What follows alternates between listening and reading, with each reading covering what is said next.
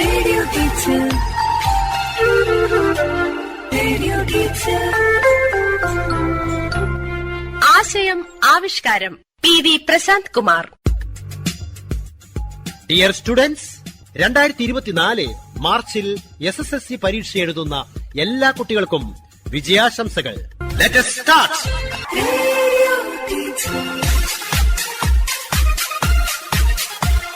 ഇതാ ക്വിസ് മാസ്റ്ററായ ടീച്ചർ സ്വയം പരിചയപ്പെടുത്തുന്നു. ഒപ്പം വിവിധ സ്കൂളുകളിൽ നിന്നും ക്വിസിൽ പങ്കെടുക്കാനെത്തിയ ടീം അംഗങ്ങളായ 10ാം ക്ലാസ് വിദ്യാർത്ഥികളും. റേഡിയോ ടീച്ചർ പരിപാടിയുടെ ഇന്നത്തെ എപ്പിസോഡിലേക്ക് ഏവർക്കും സ്വാഗതം. ഞാൻ Shaji TV, government higher secondary school Pala കാക്കയങ്ങാടുന്ന് വരുന്നു.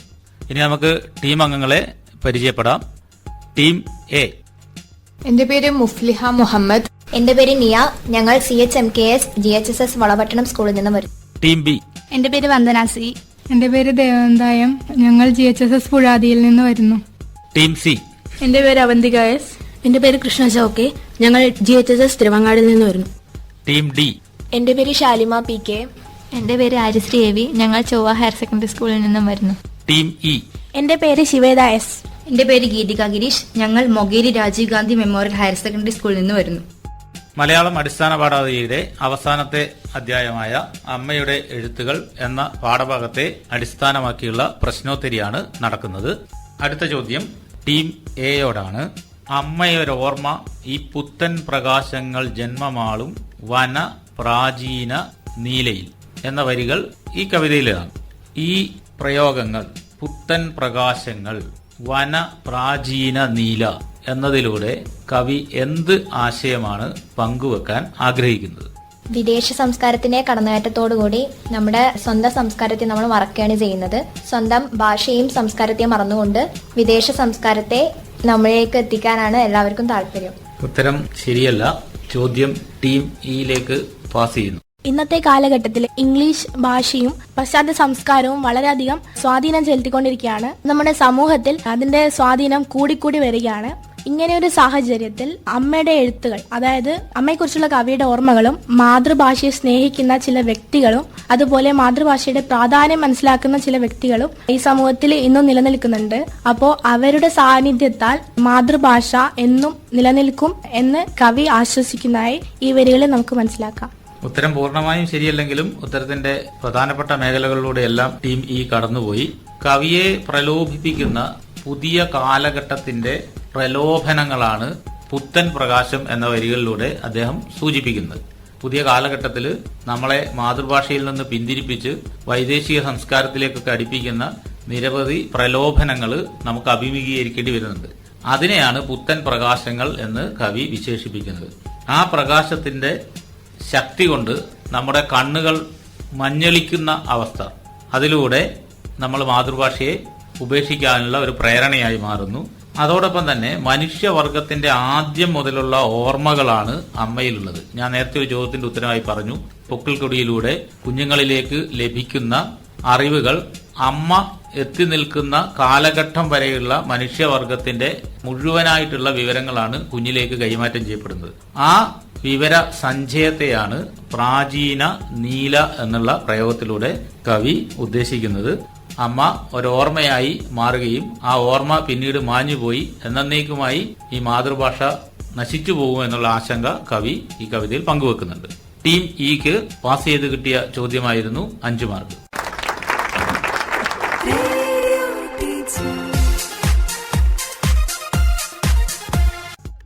ഇതോടുകൂടി ഈ റൗണ്ട് ഇവിടെ പൂർത്തിയാകുകയാണ്. എല്ലാവരുടെയും സ്കോർ നമുക്ക് പരിശോധിക്കാം. Team A 15 point, team B 25 point, team C 33 point, team D 18 point, team E 38 point. Radio teacher പ്രശ്നോത്തരിയുടെ അടുത്ത ഘട്ടത്തിലേക്ക് നമ്മൾ കടക്കുകയാണ്. ഈ ഘട്ടത്തിൽ ആദ്യ യൂണിറ്റ് മുതലുള്ള റിവിഷൻ ചോദ്യങ്ങളാണ് ചോദിക്കുന്നത്. ഓരോ യൂണിറ്റ് കേന്ദ്രീകരിച്ചിട്ടുള്ള ചോദ്യങ്ങളായിരിക്കും ഉണ്ടാവുക. ചോദ്യം ടീം എയോടാണ്. ആദ്യ യൂണിറ്റിന്റെ ശീർഷകത്തിൽ ഉപയോഗിച്ചിരിക്കുന്ന വേരുകൾ എന്ന പദത്തിന്റെ അർത്ഥവ്യാപ്തി എന്താണ്? ഒരു മരത്തെ നിലനിർത്തുന്നത് അതിന്റെ വേരുകളാണ്. അതേപോലെ തന്നെ ഓരോ മനുഷ്യന്റെയും ജീവിതത്തെ നിലനിർത്തുന്ന വേരുകളുണ്ട്. ആ വേരുകൾ എന്നതുകൊണ്ട് ഉദ്ദേശിക്കുന്നത് നമ്മളെ ജീവിതത്തിലുള്ള സ്നേഹം, ദയ, കാരുണ്യം എന്നീ മൂല്യങ്ങളെയാണ്. ആ മൂല്യങ്ങളെല്ലാം നമ്മൾ കൈവിടാതെ സൂക്ഷിച്ചു വേണം ഉപയോഗിക്കാൻ. അതേപോലെ തന്നെ ബന്ധങ്ങൾ, അച്ഛൻ, അമ്മ, കൂട്ടുകാര്, സഹോദരർ, ഈ എല്ലാ ബന്ധങ്ങളും ചേർന്നതാണ് ഒരു മനുഷ്യന്റെ ജീവിതം എന്ന് പറയുന്നത്. ഇതെല്ലാം കൂടി ചേരുമ്പോഴാണ് മനുഷ്യൻ പൂർണ്ണമാവുന്നത്. ഉത്തരം വളരെ ശരിയാണ്. നമുക്കറിയാം, പടർന്ന് പന്തലിച്ചു നിൽക്കുന്ന വൃക്ഷങ്ങൾ നമുക്ക് കാണാൻ കഴിയുന്നത് വൃക്ഷങ്ങളുടെ ശിഖരങ്ങളും അതിന്റെ ഇലകളും അതിന്റെ വളർച്ചയുമൊക്കെയാണ്. എന്നാൽ അതിനെ നിലനിർത്തുന്നത് അതിന്റെ താഴെ നമുക്കൊരിക്കലും കാണാൻ കഴിയാത്ത അതിന്റെ വലിയ വിശാലമായ വേരുകളാണ്. ആ വേരുകൾ ഇങ്ങനെ ഭൂമിയിൽ ഉടനീളം പടർന്ന് അവിടെ നിന്ന് ഈ വൃക്ഷങ്ങൾക്ക് ആവശ്യമായ ആഹാര പദാർത്ഥങ്ങൾ ശേഖരിച്ച് അതിന് കൊടുക്കുന്നത് കൊണ്ടാണ് ആ വൃക്ഷത്തിന് ഇതുപോലെ വളർന്ന് നിൽക്കാൻ വേണ്ടി കഴിയുന്നത്. അപ്പോൾ വേരുകൾ ശക്തമാകുമ്പോഴാണ് വൃക്ഷത്തിന്റെ നിലനിൽപ്പും ശക്തമാകുന്നത്. വേരുകൾ ദുർബലമാകുമ്പോൾ ചെറിയൊരു കാറ്റടിച്ചാൽ തന്നെ ആ വൃക്ഷം മറിഞ്ഞു വീഴും. ഇവിടെ നമ്മളുടെ പാഠഭാഗത്ത് ഉപയോഗിച്ചിരിക്കുന്നത് വേരുകൾ എന്ന അർത്ഥത്തിൽ ഉപയോഗിക്കുന്നത് മനുഷ്യരുടെ ബന്ധങ്ങളാണ്. സമൂഹത്തിലും കുടുംബത്തിലും മറ്റുള്ളവരുമായിട്ടുള്ള സ്നേഹബന്ധങ്ങൾ, കുടുംബ ബന്ധങ്ങൾ, വൈകാരിക ബന്ധങ്ങൾ, ഇതൊക്കെയാണ് മനുഷ്യനെ ഒരു വൻ വൃക്ഷമായി ഈ സമൂഹത്തിൽ തലയുയർത്തിപ്പിടിച്ച് നിലനിർത്താൻ സഹായിക്കുന്നത്. ഈ ബന്ധങ്ങൾ അറ്റുപോകുമ്പോൾ സ്വാഭാവികമായും വൃക്ഷം നിലംപൊത്തുന്നത് പോലെ നമ്മളും നിലംപൊത്തും എന്നുള്ള സൂചനയാണ് ഈ വേരുകൾ എന്ന പ്രയോഗത്തിലൂടെ ഉദ്ദേശിക്കുന്നത്. ഉത്തരം വളരെ നന്നായി പറഞ്ഞ ടീം എക്ക് 10 പോയിന്റ്. അടുത്ത ചോദ്യം ടീം ബിയോടാണ്. തകഴി ശിവശങ്കരപിള്ളയുടെ രണ്ടിടങ്ങഴി എന്ന നോവലിൽ പരാമർശിക്കുന്ന കർഷക തൊഴിലാളികളുടെയും സാധാരണക്കാരുടെയും അക്കാലത്തെ ജീവിതാവസ്ഥ എങ്ങനെയുള്ളതായിരുന്നു? ജന്മിമാരുടെ അടിമകളായിരുന്നു കർഷകരും പാവപ്പെട്ടവരൊക്കെ. ഒരു ദിവസത്തെ ആഹാരത്തിന് പോലും വഴിയില്ലാതെ ആയിരുന്നു അന്നത്തെ കർഷകർ ജീവിച്ചിരുന്നത്. ജന്മിമാരുടെ വീട്ടിൽ ജോലി ചെയ്തിട്ടും ഒരു നേരത്തെ ആഹാരത്തിന് പോലും പൈസ കിട്ടുന്നുണ്ടായിരുന്നില്ല. കർഷകർക്ക് വേണ്ടിയുള്ള പണം നൽകിയിട്ടുണ്ടായിരുന്നില്ല. ടീം ബി ഏകദേശം ഉത്തരങ്ങൾ പൂർത്തിയാക്കിയിട്ടുണ്ട്. അന്നത്തെ കാലത്തുണ്ടായിരുന്ന സാമൂഹിക അവസ്ഥ പ്രതിഫലിപ്പിക്കാൻ വേണ്ടി തന്നെയാണ് രണ്ടിടങ്ങഴി എന്നുള്ള നോവല് തകഴി എഴുതിയിട്ടുള്ളത്. നമുക്കറിയാം, അദ്ദേഹം ജീവിച്ച പ്രദേശത്തെ കേന്ദ്രീകരിച്ചിട്ടുള്ള കഥകളും നോവലുകളുമാണ് അദ്ദേഹം വളരെയധികം കൈകാര്യം ചെയ്തിട്ടുള്ളത്. അതുകൊണ്ട് തന്നെ തകഴിയെ നമ്മൾ കുട്ടനാടിന്റെ കഥാകാരൻ എന്ന് വിശേഷിപ്പിക്കാറുണ്ട്. അപ്പം അക്കാലത്ത് ആ കുട്ടനാടൻ പ്രദേശത്ത് കർഷക തൊഴിലാളികൾ അനുഭവിച്ച പ്രശ്നങ്ങളെ പൊതുസമൂഹത്തിന്റെ മുമ്പിലേക്ക് കൊണ്ടുവരിക എന്നുള്ള ഉദ്ദേശത്തിൽ തന്നെയാണ് അദ്ദേഹം ഈ നോവൽ എഴുതിയിട്ടുള്ളത്. അന്ന് നിലനിന്നിരുന്ന പ്രധാനപ്പെട്ട പ്രശ്നങ്ങൾ ആ ടീമിലുള്ളവർ പറഞ്ഞു. ഒന്ന്, ദാരിദ്ര്യം എന്നുള്ളത് വളരെ പ്രധാനപ്പെട്ട ഒരു വസ്തുതയായിരുന്നു. ആവശ്യത്തിന് ആഹാരം അവർക്ക് ലഭിച്ചിരുന്നില്ല. രണ്ടാമത്തെ കാര്യം, അവർ ചൂഷണം ചെയ്യപ്പെട്ടു എന്നുള്ളതാണ്. അവർ ചെയ്യുന്ന തൊഴിലിന് കൃത്യമായ കൂലി കൊടുക്കാതെ അടിമകളാക്കി ചൂഷണം ചെയ്യുന്ന സാമൂഹിക സാഹചര്യം ഉണ്ടായിരുന്നു. അതോടൊപ്പം തന്നെ അവർക്ക് സ്വന്തമായി ഭൂമിയോ കിടക്കാനുള്ള സ്ഥലമോ ഒന്നും ഉണ്ടായിരുന്നില്ല. അപ്പൊ ഇതിനെതിരെയുള്ള ഒരു പ്രതിഷേധം, അതിന്റെ ആദ്യ സ്ഫുരണങ്ങളാണ് ഈ നോവലിന്റെ നമ്മൾ പഠിക്കാനുള്ള പാഠഭാഗത്ത് നമുക്ക് കാണുന്നത്. കോരന്റെ പ്രതിഷേധം ആരംഭിക്കുന്നതിന്റെ ചെറിയ സൂചനകളാണ് ആ പാഠഭാഗത്ത് നമ്മൾ കാണുന്നത്. ഇതാണ് അവിടെയുള്ള അന്നത്തെ കാലത്ത് അവരനുഭവിച്ച പ്രശ്നങ്ങൾ. ടീം ബിക്ക് 10 പോയിന്റ്. അടുത്ത ചോദ്യം ടീം സിയോടാണ്. ചോദ്യം ഇതാണ്: പ്ലാവിലക്കഞ്ഞി എന്ന പാഠഭാഗത്തെ പുഷ്പവേലിയിൽ ഔസേപ്പ് എന്ന് പറയുന്ന കഥാപാത്രം മറ്റ് കഥാപാത്രങ്ങളിൽ നിന്ന് വ്യത്യസ്തനാണ്. അദ്ദേഹത്തെ കുറിച്ചിട്ടുള്ള നിങ്ങളുടെ നിരീക്ഷണങ്ങൾ എന്തെല്ലാമാണ്? കോരൻ, ചിരുത, പുഷ്പവേലിൽ ഔസേപ്പ് എന്നിവരിൽ പുഷ്പവേലിൽ ഔസേപ്പ് ഒരു ജന്മിയാണ്. ഔസേപ്പിന്റെ കീഴിലാണ് കോരൻ പണിയെടുത്തിരുന്നത്. കർഷകരെ ചൂഷണം ചെയ്യുന്ന വിധത്തിലുള്ള ഒരു മനുഷ്യനായിരുന്നു പുഷ്പവേലിൽ ഔസേപ്പ്. ഒരു നേരത്തെ ആഹാരത്തിന് പോലും പുഷ്പവേലിൽ ഔസേപ്പ് നെല്ല് കൂലിയായി കൊടുത്തിരുന്നില്ല. കരിഞ്ചന്തയിൽ കൊണ്ടുപോയി വിൽക്കുകയായിരുന്നു ചെയ്തിരുന്നത്. പരസ്പര സ്നേഹത്തിനും വിശ്വാസത്തിനും ഒന്നും മൂല്യം കൽപ്പിക്കാത്ത ഒരു വ്യക്തിയായിരുന്നു പുഷ്പവേലിൽ ഔസേപ്പ്. ഉത്തരം വളരെ വ്യക്തമാണ്. ദാരിദ്ര്യത്തിന് പരിഹാരമായി നെല്ല് കൂലി ചോദിച്ച കോരനോട് പിശാശ് എന്ന് വിളിച്ചുകൊണ്ടാണ് കോരനെ അദ്ദേഹം അഭിസംബോധന ചെയ്യുന്നത്. അപ്പോൾ അവരുടെ അഭ്യർത്ഥനകൾക്ക് യാതൊരു വിലയും കൊടുക്കാതെ തന്റെ ഇഷ്ടപ്രകാരം തന്റെ ഉപകരണങ്ങൾ മാത്രമായി തൊഴിലാളികളെ ഉപയോഗിക്കുന്ന വളരെ ക്രൂരനായ ഒരു നീചനായ ഒരു കഥാപാത്രമാണ് പുഷ്പവേലിൽ ഔസേപ്പ് എന്നുള്ളത്. അതോടൊപ്പം തന്നെ തന്റെ കീഴിൽ താമസിക്കുന്ന തൊഴിലാളികളെ നിർദാക്ഷിണ്യം കുടിയൊഴിച്ച് അവരെ വഴിയിലേക്ക് ഇറക്കി വിടുന്ന ഒരു കഥാപാത്രം കൂടിയാണ് പുഷ്പവേലിൽ ഔസേപ്പ്. അദ്ദേഹത്തെ നമുക്ക് ഒരു പ്രതിനായക കഥാപാത്രമായിട്ട് കണക്കാക്കാം. ആ നോവലിൽ വരുന്ന ജന്മിമാരുടെ പ്രതിനിധിയായിട്ടാണ് നമുക്ക് അദ്ദേഹത്തെ കണക്കാക്കാൻ വേണ്ടി കഴിയുന്നത്. ടീം സി വളരെ നന്നായി ഉത്തരം പറഞ്ഞു, 10 പോയിന്റ്. അടുത്ത ചോദ്യം ടീം ഡിയോടാണ്. തന്നിട്ടുള്ള വാക്യത്തെ അർത്ഥവ്യത്യാസം വരാതെ ലഘുവാക്യങ്ങളായി മാറ്റണം. കന്നിപ്പാടത്ത് വെയിലിന്റെ വേലിയേറ്റങ്ങളും കമുകിൻ തോട്ടങ്ങളിലൂടെ രാത്രികാലത്ത് പറന്നുപോകുന്ന വാവലുകളുടെ ചിറകടിയൊച്ചയും കിടന്നുകൊണ്ട് തന്നെ അച്ഛൻ അറിയുമായിരുന്നു. ഈ വാക്യത്തെ 3 ലഘുവാക്യങ്ങളായി വിഭജിക്കണം. അതാണ് ചോദ്യം. കന്നിപ്പാടത്ത് വെയിലിന്റെ വേലിയേറ്റം, കമുങ്ങിൻ തോട്ടത്തിലെ വവ്വാലുകളുടെ ചിറകടി ഒച്ച, ഇവയെല്ലാം കിടന്നുകൊണ്ട് തന്നെ അച്ഛൻ അറിയുമായിരുന്നു. ഉത്തരം പൂർണ്ണമായും ശരിയല്ല. നിങ്ങൾ പറഞ്ഞ ഉത്തരത്തില് അത് ലഘുവാക്യങ്ങളാക്കുമ്പോൾ അതിന് പൂർണ്ണത ആവശ്യമാണ്. അതായത് വലിയ വാക്യത്തെ നമ്മൾ ലഘുവാക്യങ്ങളായി മാറ്റി എഴുതുമ്പോൾ ഓരോ ലഘുവാക്യത്തിനും ഒരു പൂർണ്ണതയുണ്ടായിരിക്കണം. ടീം ഡി ഈ ചോദ്യത്തിന്റെ ഉത്തരം വ്യക്തമായി പറഞ്ഞിട്ടില്ല. എന്നിരുന്നാലും ഈ ചോദ്യം ടീം ഇക്ക് പാസ് ചെയ്യുന്നില്ല. കന്നിപ്പാടത്ത് വെയിലിന്റെ വേലിയേറ്റങ്ങൾ ഉണ്ടാവും. രണ്ടാമത്തെ വാക്യം, രാത്രികാലത്ത് കമുകിൻ തോട്ടങ്ങളിൽ പറന്നുപോകുന്ന വാവലുകളുടെ ചിറകടിയൊച്ചയും ഉണ്ടാവും. അതെല്ലാം കിടന്നുകൊണ്ട് തന്നെ അച്ഛൻ അറിയുമായിരുന്നു. ഇതാണ് അതിന്റെ കൃത്യമായ ഉത്തരം.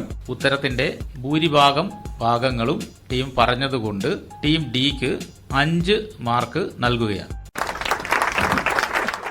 അടുത്ത ചോദ്യം ടീം ഇയോടാണ്. അമ്മത്തൊട്ടിൽ എന്ന കവിതയിൽ കുട്ടി ഏകാന്തത കണ്ണുപൊത്തിക്കളിക്കുന്ന എന്ന പ്രയോഗം കാവ്യ സന്ദർഭത്തിന് നൽകുന്ന സവിശേഷാർത്ഥം എന്താണ്? റഫീഖ് അഹമ്മദിന്റെ അമ്മത്തൊട്ടിൽ എന്ന കവിതയിൽ മകൻ തന്റെ അമ്മയെ താൻ പഠിച്ച വിദ്യാലയത്തിന്റെ മുറ്റത്ത് ഉപേക്ഷിക്കാൻ ശ്രമിക്കുന്ന സാഹചര്യത്തിൽ കവി പറയുന്ന വാക്കുകളാണിവ. ഈ ഒരു പ്രയോഗത്തിലൂടെ ആ സാഹചര്യത്തിൽ ഉണ്ടായിരുന്ന ഇരുട്ടും ഒരു നിശബ്ദതയും കവി നമുക്ക് മനസ്സിലാക്കി തരുന്നു. അതുകൂടാതെ കുട്ടി ഏകാന്തത കണ്ണുപൊത്തി കളിക്കുന്നു എന്ന് പറയുമ്പോൾ ഏകാന്തതയെ ഒരു കുട്ടിയുടെ ആയിട്ട് സങ്കല്പിക്കുകയും കൂടി ചെയ്യുന്നുണ്ട്. അതുമാത്രമല്ല, ഈ ഒരു സാഹചര്യത്തിൽ ആ മകൻ അനുഭവിക്കുന്ന മാനസിക സംഘർഷങ്ങളും മറ്റു കാര്യങ്ങളും കൂടി ഈ ഒരു പ്രയോഗത്തിലൂടെ കവി നമുക്ക് മനസ്സിലാക്കി തരുന്നു. ഏകാന്തത കണ്ണുപൊത്തി കളിക്കുന്നു എന്ന് പറയുന്നതിലൂടെ ആ ഏകാന്തതയുടെ തീവ്രതയും ആ ഇരുട്ട് എത്രത്തോളം ഉണ്ട് എന്ന് നമ്മുടെ മനസ്സിൽ കൃത്യമായ ഒരു വിശദീകരണം നൽകാനും കൃത്യമായി ചിത്രീകരിക്കാനും കവിക്ക് സാധിക്കുന്നു. ഉത്തരം ശരിയാണ്. വിദ്യാലയ മുറ്റത്തേക്കാണ് അമ്മയെ ഉപേക്ഷിക്കാൻ വേണ്ടി മകൻ എത്തിച്ചേരുന്നത്. വിദ്യാലയത്തിന്റെ സവിശേഷത പകൽ സമയങ്ങളിൽ വിദ്യാലയത്തിൽ കുട്ടികൾ ഉണ്ടാവും, അവരുടെ ശബ്ദ കോലാഹലങ്ങൾ ഉണ്ടാവും, അവരുടെ കളിച്ചിരികൾ ഉണ്ടാവും. അങ്ങനെയൊക്കെ വിദ്യാലയം ശബ്ദമുഖരിതമാകുന്ന ഒരു സമയത്താണ് നമ്മൾ പകൽ സമയങ്ങളിൽ വിദ്യാലയത്തെ കാണാറുള്ളത്. അവിടെ കുട്ടികൾ കണ്ണുപൊത്തി കളിക്കുന്നത് സ്വാഭാവികമാണ്. എന്നാൽ രാത്രിയായ സാഹചര്യത്തിൽ കുട്ടികളില്ലാതെ സ്കൂള് വിദ്യാലയം നിശബ്ദമാണ്. അവിടെ കളിക്കാൻ കുട്ടികളില്ല. പകരം അവിടെ കളിക്കുന്നത് ഏകാന്തതയാണ്, നിശബ്ദതയാണ് അവിടെ ഉള്ളത് എന്നുള്ള ആ ഒരു കാര്യം വ്യക്തമാക്കാൻ വേണ്ടിയാണ് കുട്ടി ഏകാന്തത കണ്ണുപൊത്തി കളിക്കുന്നു എന്ന പ്രയോഗം കവി ഉപയോഗിക്കുന്നത്. വിദ്യാലയത്തിന്റെ സവിശേഷത സൂചിപ്പിക്കാൻ കൂടിയാണ്. കുട്ടികളുടെ ശബ്ദവും അതുപോലെ തന്നെ അവരുടെ കളികളുമൊക്കെയാണ് വിദ്യാലയത്തെ സജീവമാക്കി നിലനിർത്തുന്നത്. ഇവിടെ പക്ഷേ ഉള്ളത് ഏകാന്തതയാണ്. കുട്ടികൾക്ക് പകരം ഏകാന്തതയാണ് ഇവിടെ കണ്ണുപൊത്തി കളിക്കുന്നത്. ഈ ഏകാന്തത യഥാർത്ഥത്തിൽ അമ്മയെ ഉപേക്ഷിക്കുന്ന അമ്മയുടെ ഏകാന്തതയായി നമുക്ക് കാണാവുന്നതാണ്. അവിടെ ദുഃഖസാന്ദ്രമായ അന്തരീക്ഷമാണ്. അമ്മയെയാണ് ഉപേക്ഷിക്കാൻ പോകുന്നത്. അപ്പോഴുണ്ടാകുന്ന ഒരു ഏകാന്തതയെയും കൂടി അതിലൂടെ സൂചിപ്പിക്കാൻ വേണ്ടി കവിക്ക് കഴിയുന്നു. ടീം ഇക്ക് 10 പോയിന്റ്. അടുത്ത ചോദ്യവും ടീം ഇയോട് തന്നെയാണ്. ഓരോ വിളിയും കാത്ത് എന്ന കഥയിൽ ഒരു വാക്യമുണ്ട്. ഇപ്പോൾ ഇതൊരു വീടല്ല. നീണ്ട വരാന്തകളും വെണ്മയാർന്ന ചുമരുകളും വലിയ ജനാലകളും വാതിലുകളുമെല്ലാം ഉണ്ടെങ്കിൽ പോലും ഇതൊരു വീടാവുന്നില്ല. എന്തുകൊണ്ടാണ് വീട് ആവുന്നില്ല എന്ന് കഥാകാരൻ പരാമർശിക്കുന്നത്? കൂടുമ്പോൾ ഇമ്പമുള്ളതാണ് കുടുംബം. വീടെന്ന ഒരു ഭൗതിക വസ്തുവിലാണ് കുടുംബം കൂടിച്ചേരുന്നത്. എന്നാൽ വീടെന്നത് കേവലം നമ്മൾ നിർമ്മിക്കുന്ന ഒന്ന് മാത്രമല്ല, മറിച്ച് ആ കുടുംബത്തിലെ അംഗങ്ങളിലെ പരസ്പര വിശ്വാസവും സ്നേഹവും കരുതലും കർത്തവ്യബോധവും ഒക്കെയാണ് ഒരു വീടിനെ വീടാക്കി മാറ്റുന്നത്. ഈ കഥയിൽ തന്നെ മറ്റൊരു ഭാഗത്ത് നമ്മുടെ സാഹിത്യകാരൻ പറയുന്നുണ്ട്, അച്ഛന്റെ ശബ്ദവും സാന്നിധ്യവുമായിരുന്നു ആ വീട്. അതുപോലെ തന്നെ ഓരോ വ്യക്തിയുടെയും കർത്തവ്യങ്ങൾ അവർ കൃത്യമായി നിർവഹിക്കുകയും മറ്റുള്ളവരെ മനസ്സിലാക്കുകയും സ്നേഹം പങ്കുവയ്ക്കുകയും ചെറിയ ചെറിയ പ്രശ്നങ്ങളും അത് പരിഹരിക്കുകയും അങ്ങനെയൊക്കെ ചെയ്തുകൊണ്ടാണ് ഒരു കുടുംബം മുന്നേറുന്നത്. അങ്ങനെ ഓരോ പ്രശ്നങ്ങൾ ഉണ്ടാകുമ്പോഴും അതിലൊന്നും പതറാതെ അതിനെയെല്ലാം ഒത്തൊരുമിച്ച് നേരിട്ട് പരസ്പരം സ്നേഹിച്ച് നിലകൊള്ളുമ്പോഴാണ് ഒരു കുടുംബമായി മാറുന്നത്. അങ്ങനെയുള്ള കുടുംബം സ്ഥിതി ചെയ്യുന്ന സ്ഥലമാണ് വീട്. അല്ലാതെ വീട് എന്നത് ഒരു ഭൗതിക വസ്തു മാത്രമാവുന്നില്ല. ഒരു കൃത്യമായി അംഗങ്ങൾ തമ്മിൽ അടുപ്പമുള്ള, അവർ തമ്മിൽ കൃത്യമായി മനസ്സിലാക്കുന്ന ഒരു കുടുംബം താമസിക്കുന്ന ഒരു വസ്തുവിനെയാണ് നാം വീടെന്ന് പറയുന്നത്. അതിന്റെ കൃത്യമായ ആവിഷ്കരണം നമുക്ക് സാഹിത്യകാരൻ ഈ കഥാഭാഗത്ത് നൽകിയിട്ടുണ്ട്. വളരെ കൃത്യതയാർന്ന ഉത്തരമാണ് ടീം ഇ നൽകിയിരിക്കുന്നത്. അതിനകത്ത് ഇനി ഒരു വിശദീകരണത്തിന്റെ ആവശ്യം ഉണ്ട് എന്ന് തോന്നുന്നില്ല. ടീം ഇക്ക് 10 പോയിന്റ്. അടുത്ത ചോദ്യം ടീം ഡിയോടാണ്. ഇതേ പാഠഭാഗത്തിലെ തന്നെ ചോദ്യമാണ്. ക്ലാവ് പിടിച്ച കണ്ണാടിയിലൂടെ അച്ഛൻ കണ്ടതെല്ലാം ശരിയായിരുന്നു. ക്ലാവ് പിടിച്ച എന്ന ഭാഗം നൽകുന്ന ആശയം എന്താണ്? ക്ലാവ് പിടിച്ച കണ്ണാടി എന്നത് വാർദ്ധക്യത്തിൽ അച്ഛന്റെ ശാരീരികവും മാനസികവുമായ അസ്വസ്ഥതകളെ സൂചിപ്പിക്കുന്നു. വാർദ്ധക്യത്തിന്റെ അവശതകൾ അച്ഛനെ പിടികൂടിയിരുന്നെങ്കിലും അച്ഛൻ വീടിന്റെ എല്ലാ കാര്യങ്ങളിലും ശ്രദ്ധാലുവായിരുന്നു. കിടപ്പിലായിരുന്നപ്പോൾ പോലും പറമ്പിലെ കാര്യങ്ങളിലും എല്ലാ കാര്യങ്ങളിലും അച്ഛന്റെ ശ്രദ്ധയുണ്ടായിരുന്നു. അച്ഛന്റെ മരണശേഷം മകൻ പറയുന്നതാണ് ക്ലാവ് പിടിച്ച കണ്ണാടിയിലൂടെ അച്ഛൻ കണ്ടതെല്ലാം ശരിയായിരുന്നു എന്ന വാക്യം. കിടപ്പിലായിരുന്നപ്പോഴും പറമ്പിന്റെ കാര്യങ്ങളിലും പ്രകൃതിയുമായി ഇണങ്ങി ജീവിച്ച ഒരു മനുഷ്യനായിരുന്നു അച്ഛൻ. അച്ഛന്റെ വേർപാടോടെ ആ വീട് ഒരു വീടല്ലാതായി മാറി. ഉത്തരം ഏറെക്കുറെ ശരിയാണ്. നമ്മൾ ശ്രദ്ധിക്കേണ്ട ഒരു കാര്യം, ക്ലാവ് പിടിച്ച എന്നുള്ളതാണ് അവിടുത്തെ സവിശേഷ പ്രയോഗമായിട്ട് ഉപയോഗിച്ചിട്ടുള്ളത്. സാധാരണ ക്ലാവ് പിടിക്കുന്നത് ഓട്ടുപാത്രങ്ങൾക്കാണ്. മറ്റു പാത്രങ്ങളെ അപേക്ഷിച്ച് ഓട്ടുപാത്രങ്ങൾക്ക് നല്ല വിലപിടിപ്പുള്ള പാത്രങ്ങളാണ് ഓട്ടുപാത്രങ്ങൾ. ഉപയോഗിച്ച് പഴകുമ്പോഴും ഉപയോഗിച്ച് ശൂന്യമായി ഇരിക്കുമ്പോഴുമാണ് ഇത്തരത്തിൽ ക്ലാവ് പിടിക്കുന്നത്. അങ്ങനെ ക്ലാവ് പിടിക്കുമ്പോൾ അതിന് വ്യക്തത കുറയും. അച്ഛൻ്റെ ദീർഘകാലമായിട്ടുള്ള കഠിനാധ്വാനവും പ്രായാധിക്യവും രോഗവുമൊക്കെ കൊണ്ട് അച്ഛന് പഴയതുപോലെ കാഴ്ചയിലും ചിന്തകളിലും അവ്യക്തതയുണ്ട്. എങ്കിലും അനുഭവ സമ്പത്ത് കൊണ്ട് അച്ഛന് കൃത്യമായി കാര്യങ്ങളെ മനസ്സിലാക്കാനും കട്ടിലിൽ രോഗിയായി കിടക്കുമ്പോൾ പോലും ഈ പറമ്പിൽ തൻ്റെ കൃഷിസ്ഥലത്ത് ഏതൊക്കെ വിളകൾ വിളഞ്ഞിട്ടുണ്ട്, ഏതൊക്കെ വിളകൾക്ക് കൃമികീടങ്ങളുടെ ആക്രമണം ഉണ്ടാകുന്നുണ്ട് എന്ന് മനസ്സിലാക്കാനുള്ള ഒരു അനുഭവ സമ്പത്ത് ഈ അച്ഛന് ഉണ്ടായിരുന്നു എന്ന് സൂചിപ്പിക്കാൻ കൂടിയാണ് ആ പ്രയോഗം ഉപയോഗിക്കുന്നത്. ടീം ഡി നന്നായി ഉത്തരം പറഞ്ഞു. ടീം ഡിക്ക് 10 പോയിന്റ്. അടുത്ത ചോദ്യം ടീം സിയോടാണ്. അമ്മത്തൊട്ടിൽ എന്ന കവിതയിൽ ഒന്നിനും കൊള്ളരുതാത്തവൻ എന്ന് ഭാര്യ മകനെ വിശേഷിപ്പിക്കും എന്ന് മകൻ ചിന്തിക്കുന്നുണ്ട്. ഇങ്ങനെ തന്റെ പ്രവൃത്തിയിൽ ഭാര്യയുടെ മുകളിൽ കുറ്റം ആരോപിക്കുന്നത് ശരിയാണോ? നിങ്ങളുടെ അഭിപ്രായം എന്താണ്? ഒന്നിനും കൊള്ളരുതാത്തവൻ എന്ന് ഭാര്യ തന്നെ കുറ്റപ്പെടുത്തും എന്ന് മകൻ ചിന്തിക്കുന്നു. അങ്ങനെ ചിന്തിക്കുമ്പോൾ മകന്റെ പ്രവൃത്തിയെ ഒന്ന് സാധൂകരിക്കാൻ വേണ്ടിയാണ് മകൻ ഈ ഒരു ആരോപണം ഭാര്യയുടെ നേരെ ഉയർത്തുന്നത്. ഇങ്ങനെ മകൻ ആരോപിക്കുന്നത് ശരിയാണോ? അതോ ഈ ആരോപണം ഈ മകന് യോജിക്കുന്നുണ്ടോ? എന്താണ് നിങ്ങളുടെ അഭിപ്രായം? ഭാര്യ തന്റെ പ്രവൃത്തിയെ കുറ്റപ്പെടുത്തുമെന്ന് പറയുന്നത് തികച്ചും തെറ്റായ കാര്യം തന്നെയാണ്. കാരണം ഭാര്യയുടെ നിർബന്ധത്തിന് വഴങ്ങിയാണ് അദ്ദേഹം അമ്മയെ പലയിടങ്ങളിലായി ഉപേക്ഷിക്കാൻ കൊണ്ടുപോകുന്നത്. എന്നാൽ അമ്മയെ ഉപേക്ഷിക്കുക എന്ന തീരുമാനത്തിൽ നിന്ന് ആ മകൻ പിന്മാറുന്നു. ഒരമ്മയെ സംരക്ഷിക്കുക എന്നത് മക്കളുടെ ഉത്തരവാദിത്തമാണ്. ആ കാര്യത്തിൽ ഇടപെടുന്ന ഭാര്യയെ എതിർത്ത് സംസാരിക്കാനുള്ള കഴിവ് ഓരോ മക്കൾക്കും ഉണ്ടാകണം. അപ്പോൾ താൻ ചെയ്യുന്ന പ്രവൃത്തി തികച്ചും ഭാര്യയുടെ സമ്മർദ്ദം മൂലമാണെന്ന് പറയുന്നത് തെറ്റായ കാര്യം തന്നെയാണ്. ഉത്തരം ശരിയാണ്. മകന്റെ ഉത്തരവാദിത്വം എന്ന് പറയുന്നത് വാർദ്ധക്യത്തിലെത്തിയ അമ്മമാരെ സംരക്ഷിക്കാനും അവരുടെ ആവശ്യങ്ങൾ നിറവേറ്റിക്കൊടുക്കുക എന്നുള്ളതുമാണ്. ജീവിതാവസാനം വരെ മകന് വേണ്ടി ജീവിച്ച ഒരമ്മ ആ അമ്മയെ ഉപേക്ഷിക്കാനുള്ള തീരുമാനം എടുക്കുന്ന സമയത്ത് കേവലം ഭാര്യയുടെ നിർബന്ധത്തിലാണ് എന്നുള്ള ഒരു ദുരാരോപണത്തിൽ ഉപേക്ഷിക്കാൻ പോവുകയാണ് മകൻ ചെയ്യുന്നത്. യഥാർത്ഥത്തിൽ മകൻ ചെയ്യേണ്ട ഉത്തരവാദിത്വം നിർവഹിക്കുന്നതിന് പകരം ഭാര്യയുടെ തലയിൽ ആ കുറ്റം ചാരിവെക്കുന്ന ഒരു പ്രവണതയാണ് ഇവിടെ മകൻ കാണിക്കുന്നത്. നീതിബോധമോ ധാർമ്മികതയോ അയാൾക്ക് അവകാശപ്പെടാനില്ല. നല്ല വിവേകപൂർവം സമൂഹത്തിൽ ഒരു കുടുംബത്തിന്റെ നാഥനായി ജീവിക്കുന്ന ഇദ്ദേഹത്തിന് അമ്മയെ സംരക്ഷിക്കേണ്ടതിന്റെ ബാധ്യതയും ഉത്തരവാദിത്വവും ഭാര്യയെ പറഞ്ഞ് ബോധ്യപ്പെടുത്തി അമ്മയെ സംരക്ഷിക്കേണ്ടതായിരുന്നു. പക്ഷേ ആ ഉത്തരവാദിത്വത്തിൽ നിന്ന് ഒഴിഞ്ഞു മാറാൻ വേണ്ടി ഭാര്യയുടെ ചുമലിലേക്ക് ഈ കുറ്റം ചാരിവെക്കുന്ന ഒരാളെയാണ് നമ്മൾ ഈ ഭാഗത്ത് കാണുന്നത്. ടീം സി വളരെ നന്നായി ഉത്തരം പറഞ്ഞു. ടീം സിക്ക് 10 പോയിന്റ്. അടുത്ത ചോദ്യം ടീം ബിയോടാണ്. അമ്മത്തൊട്ടിൽ എന്ന കവിതയിൽ നമ്മൾ ഒരു മകനെ പരിചയപ്പെടുന്നുണ്ട്. ഓരോ വിളിയും കാത്ത് എന്ന കഥയിലും നമ്മൾ ഒരു മകനെ പരിചയപ്പെടുന്നുണ്ട്. ഈ 2 കഥാപാത്രങ്ങളെയും താരതമ്യപ്പെടുത്തി നിങ്ങളുടെ നിരീക്ഷണം പറയുക. അമ്മത്തൊട്ടിൽ എന്ന കവിതയിൽ സ്വന്തം അമ്മയെ ഉപേക്ഷിക്കാൻ ശ്രമിക്കുന്ന മകനെയാണ് നാം പരിചയപ്പെടുന്നത്. തന്റെ ഭാര്യയുടെ നിർദ്ദേശപ്രകാരം ഓരോ സ്ഥലങ്ങളിലായി അമ്മയെ ഉപേക്ഷിക്കാൻ മകൻ കൊണ്ടുപോകുന്നു. എന്നാൽ ഓരോ വിളിയും കാത്ത് എന്ന കഥയിൽ തന്റെ അച്ഛന്റെ മരണത്തോടെ സ്വന്തം അമ്മയെ സംരക്ഷിക്കാനാണ് മകൻ ശ്രമിക്കുന്നത്. തന്റെ കൂടെ കൊണ്ടുപോവാൻ മകൻ അമ്മയെ വിളിക്കുന്നു. വളരെ നന്നായി തന്നെ താരതമ്യം ചെയ്തിട്ടുണ്ട്. 2 പാഠഭാഗത്തും 2 മകനെയാണ് നമ്മൾ പരിചയപ്പെടുന്നത്. അമ്മത്തൊട്ടിലുള്ള മകന്റെ പ്രത്യേകത എന്ന് പറഞ്ഞാൽ അമ്മയെ എങ്ങനെയെങ്കിലും ഉപേക്ഷിച്ച് കളയണമെന്നുള്ള ആഗ്രഹത്തിലാണ് അദ്ദേഹം മുന്നോട്ട് പോകുന്നത്. പല സ്ഥലത്തും കൊണ്ടുപോയി ഉപേക്ഷിക്കാൻ ശ്രമിക്കുന്നു. അവസാന നിമിഷത്തിലാണ് അദ്ദേഹത്തിന് ചെറിയൊരു മനസ്താപം ആ മകൻ ഉണ്ടാകുന്നത്. അതേസമയം ഓരോ വിളിയും കാത്ത് എന്ന കഥയ്ക്കകത്ത് വരുന്ന മകൻ അച്ഛന്റെ മരണത്തോടെ ഒറ്റപ്പെട്ടു പോയ അമ്മയെ എങ്ങനെയാണ് സംരക്ഷിക്കുക എന്ന ആലോചന നടത്തുന്ന മകനാണ്. വേണമെങ്കിൽ മകന് നിർബന്ധപൂർവം അമ്മയെ തന്റെ വീട്ടിലേക്ക് കൂട്ടിക്കൊണ്ടുപോകാം.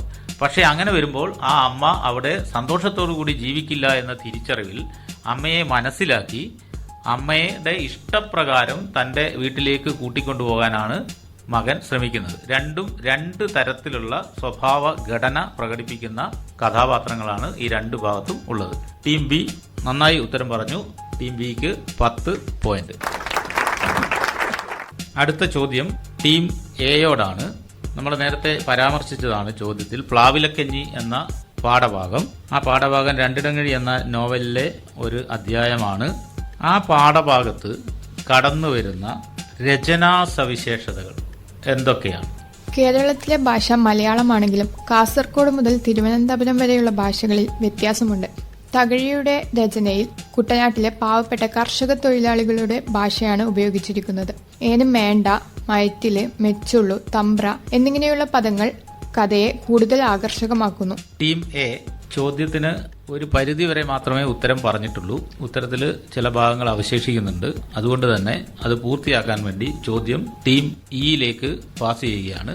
കുട്ടനാടിന്റെ കഥാകാരൻ എന്നറിയപ്പെട്ട തകഴിയുടെ രണ്ടിടങ്ങഴി എന്ന നോവലിലൊരു ഭാഗമാണ് പ്ലാവിലക്കഞ്ഞി എന്ന പാഠഭാഗം. അദ്ദേഹം തന്റെ നാട്ടിൻ പുറത്തെയും കുട്ടനാടിനെയുമാണ് തന്റെ കൃതികളുടെ പശ്ചാത്തലമാക്കിയത്. അതുപോലെ തന്നെ രണ്ടിടങ്ങഴി എന്ന നോവലിലും കർഷകരുടെയും കർഷക തൊഴിലാളികളുടെയും ജീവിതത്തെയാണ് അദ്ദേഹം തന്റെ നോവലിന്റെ പശ്ചാത്തലമായി സ്വീകരിച്ചിരിക്കുന്നത്. ഇതിൽ അവരുടെ സംഭാഷണങ്ങളെ കുറിച്ച് പറയുമ്പോൾ അദ്ദേഹം അവരുടെ തനതായ ഭാഷാരീതിയാണ് ഉപയോഗിച്ചിരുന്നത്. നാടൻ ഭാഷാരീതി ഉപയോഗിച്ചിരിക്കുന്നു. ഇതിലൂടെ അവരുടെ ജീവിത രീതി, സംസ്കാരം എന്നിവയെക്കുറിച്ച് നമുക്ക് വളരെ കൃത്യമായി മനസ്സിലാക്കി തരാൻ തകഴിക്ക് സാധിക്കുന്നുണ്ട്. വാമൊഴിയും വരമൊഴിയും രണ്ട് തന്നെയാണ്. അവിടെ വാമൊഴിയായി പറയുന്നത് തകഴി അതേപോലെ തന്നെ നമുക്ക് മുന്നിൽ എത്തിച്ചിട്ടുണ്ട്. അതിന് മാറ്റം വരുത്തുന്നില്ല. അതിന് കാരണം അതേ രീതിയിൽ തന്നെ നമ്മുടെ മുമ്പിൽ എത്തിക്കുമ്പോൾ അതിന്റെ കൃത്യമായ ഒരു അംശം അത് നമ്മുടെ ഉള്ളിൽ നന്നായി ആഴത്തിൽ പതിക്കാൻ അത് കാരണമാകുന്നുണ്ട്. അത് മറ്റു രീതിയിലേക്ക് മാറ്റുമ്പോൾ അതിന്റെ കൃത്യമായ അർത്ഥം നമുക്ക് ലഭിക്കില്ല, അല്ലെങ്കിൽ അതിന്റെ വാക്കിന്റെ ആത്മാവ് നഷ്ടപ്പെട്ടു പോകും. അതിനാലാണ് അദ്ദേഹം ഇത്തരത്തിലുള്ള വാക്കുകൾ മാറ്റം വരുത്താതെ അതുപോലെ തന്നെ ഉപയോഗിച്ചിരിക്കുന്നത്. ഇതിലൂടെ ആ നോവൽ ഭാഗങ്ങൾ കൂടുതൽ ആകർഷകവും സുന്ദരവുമായി മാറുന്നു. ഉത്തരം ശരിയാണ്. ടീം എയും ടീം ഇയുമായിട്ടാണ് ആ ഉത്തരം പൂർണ്ണമായും പൂർത്തീകരിച്ചിട്ടുള്ളത്. അതിൽ 1-2 കൂട്ടിച്ചേർക്കലുള്ളത് ഞാൻ വ്യക്തമാക്കാം. ഇതിൽ ടീം എക്ക് 5 പോയിന്റും അതോടൊപ്പം തന്നെ പാസ് ചെയ്ത് വന്ന ടീം ഇക്ക് 5 പോയിന്റുമാണ് ലഭിച്ചിട്ടുള്ളത്. ഈ ഉത്തരത്തിൽ ഭാഷാഭേദങ്ങളാണ് പ്രധാനപ്പെട്ട ഒരു പോയിന്റായിട്ട് പറയുന്നത്. ഭാഷാഭേദങ്ങൾ എന്ന് പറഞ്ഞാൽ 6 മലയാളികൾ ഉള്ളിടത്ത് 100 മലയാളം എന്നൊരു ചൊല്ലുണ്ട്. കാസർഗോഡ് മുതൽ തിരുവനന്തപുരം വരെ നമ്മൾ മലയാള ഭാഷ പരിശോധിച്ചു കഴിഞ്ഞാൽ ഓരോ പ്രദേശത്തിനും അതിൻ്റെതായ മലയാളമുണ്ട്. അപ്പോൾ ആ മലയാളങ്ങളെല്ലാം ഏറ്റവും ശുദ്ധ മലയാളം എന്നാണ് അതാത് പ്രദേശത്തുള്ളവർ അഭിപ്രായപ്പെടുന്നത്. കണ്ണൂരിന് കണ്ണൂരിൻ്റെതായ ഒരു ഭാഷാ ശൈലിയുണ്ട്. അടുത്ത കാലത്ത് ഇറങ്ങിയ ചില സിനിമകളിൽ ആ പദപ്രയോഗം തന്നെ സിനിമയുടെ പേരായി തന്നെ വന്നിട്ടുണ്ട്. അതോടൊപ്പം തന്നെ തൃശ്ശൂരിലേക്ക് പോകുമ്പോഴും എറണാകുളത്തേക്ക് പോകുമ്പോഴും കോട്ടയത്തേക്ക് പോകുമ്പോഴും തിരുവനന്തപുരത്തേക്ക് പോകുമ്പോഴും ഒക്കെ തന്നെ ഈ ഭാഷകളിൽ വ്യതിയാനങ്ങൾ ഉണ്ടാകുന്നുണ്ട്. അപ്പോൾ അങ്ങനെയുള്ള ഭാഷാ പ്രയോഗങ്ങളെയാണ് നമ്മൾ ഭാഷാഭേദങ്ങൾ എന്ന പട്ടികയിൽ വിളിക്കുന്നത്. അങ്ങനെ വളരെ മനോഹരമായ കുട്ടനാടിന്റെ പാരമ്പര്യം ഉൾക്കൊള്ളുന്ന പദപ്രയോഗങ്ങൾ തകഴി ഈ കഥയ്ക്കകത്ത് ഉപയോഗിച്ചിട്ടുണ്ട്. അപ്പോൾ ഒരു കഥ പറയുന്നതിന്റെ പശ്ചാത്തലം എന്ന് പറയുന്നത് ആ വായനക്കാരന് ആ പ്രദേശത്താണ് താൻ ജീവിക്കുന്നത് എന്ന തോന്നലുണ്ടാകുമ്പോഴാണ് ഒരു സാഹിത്യകൃതി വായനക്കാരന് ഇഷ്ടപ്പെടുകയും അതിന്റെ പ്രയോജനം ഉണ്ടാവുകയും ചെയ്യുന്നത്. അതുകൊണ്ടാണ് ഇത്തരത്തിലുള്ള ഭാഷാപദങ്ങളെ തെരഞ്ഞു പിടിച്ച് അദ്ദേഹം ഉപയോഗിക്കുന്നത്. അദ്ദേഹത്തിന്റെ തന്നെ ചെമ്മീൻ എന്ന് പറയുന്ന നോവലിന്റെ അകത്ത് മുക്കുവരുടെ ഭാഷ വളരെ മനോഹരമായി ഉപയോഗിച്ചിട്ടുണ്ട്. അപ്പൊ ഇത്തരത്തില് ഒരു നാടിന്റെ കഥ പറയുമ്പോൾ ആ നാടിന്റെ ഭാഷ ഉപയോഗിക്കുന്ന രീതി അദ്ദേഹം ഈ പാഠഭാഗത്തും ഉപയോഗിക്കുന്നുണ്ട്. രണ്ടാമത്തെ കാര്യം, തകഴി ഉപയോഗിക്കുന്ന ഒരു ഭാഷയുണ്ട്. ആ ഭാഷയെ നമുക്ക് മാനക ഭാഷ എന്നാണ് വിളിക്കാൻ പറ്റുക. തകഴി പറയുന്ന സ്ഥലങ്ങളിലെല്ലാം അദ്ദേഹം ഉപയോഗിക്കുന്നത് മാനക ഭാഷയാണ്, ഭാഷാഭേദങ്ങളല്ല.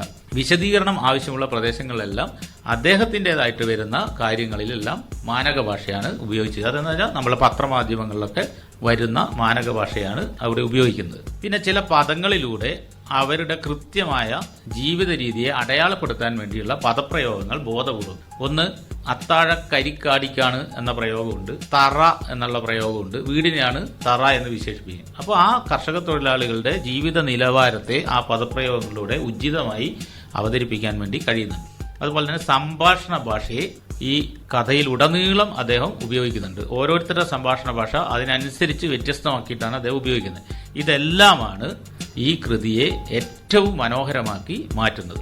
മൂന്നാമത്തെ റൗണ്ട് പൂർത്തിയായപ്പോൾ ഈ റൗണ്ടിൽ വിവിധ ടീമുകൾക്ക് ലഭിച്ച മാർക്കുകളാണ്: team A 15 mark, team B 20 mark, team C 20 mark, team D 15 mark, team E 25 mark. 3 റൗണ്ടുകളും പൂർണ്ണമായി അവസാനിക്കുമ്പോൾ വിവിധ ടീമുകൾക്ക് ലഭിച്ചിരിക്കുന്ന സ്കോറുകളാണ്: team A 30 point, team B 45 point, team C 53 point, team D 33 point, team E 63 point.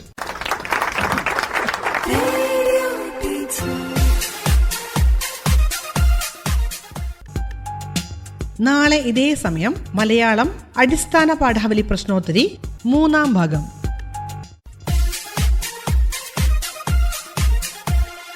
അവതരണം ആകാശവാണി കണ്ണൂർ. ആശയം ആവിഷ്കാരം PV പ്രശാന്ത് കുമാർ. നിർവഹണ സഹായം AK രതീഷ്, കവിതാനാഥ്, ശ്രീകല ബിജു, ജ്യോതി രാജീവ്, സഞ്ജന രാമകൃഷ്ണൻ.